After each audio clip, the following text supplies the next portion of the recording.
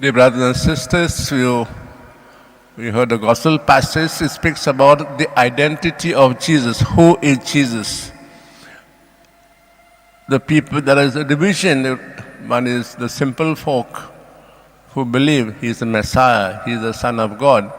The others say, no, he cannot be so.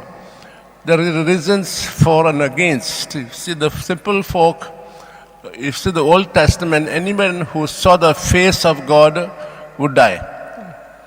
No one could see God's face. But now here, they are seen in the face of Jesus, the face of God, God's nature. And they look back in their own history how God was so kind, so merciful, so providing to their ancestors. And they see the same in the face of Jesus. So they believe that Jesus is really the Messiah. The others, on the other side, disprove it. They say this can't be so. They have their reasons. This is no prophet ever came from Galilee, a Gentile land. This prophet has to become born in Bethlehem, and thirdly, he should be from David's lineage. Which was very true, because Jesus was born in Bethlehem, not in Galilee.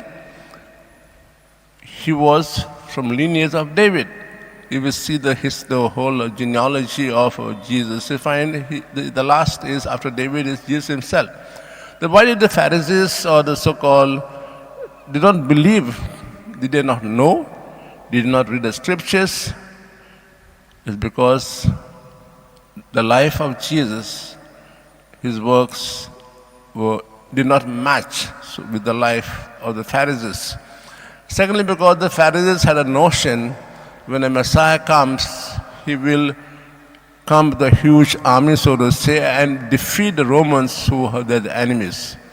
But Jesus was just different. He came as a simple human being, lived a simple life, and all knew about his whereabouts, so went about doing good. This is what the Pharisees did not expect. Therefore, their minds were already made up. Their minds were closed. So they refused to believe that Jesus was the Messiah.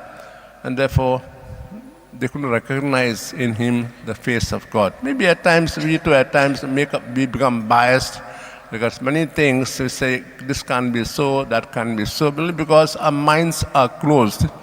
We ask God today to send Jesus into our hearts and lives and transform these hard-hearted minds and heart of us so that we can see his face in people, in situations, in events.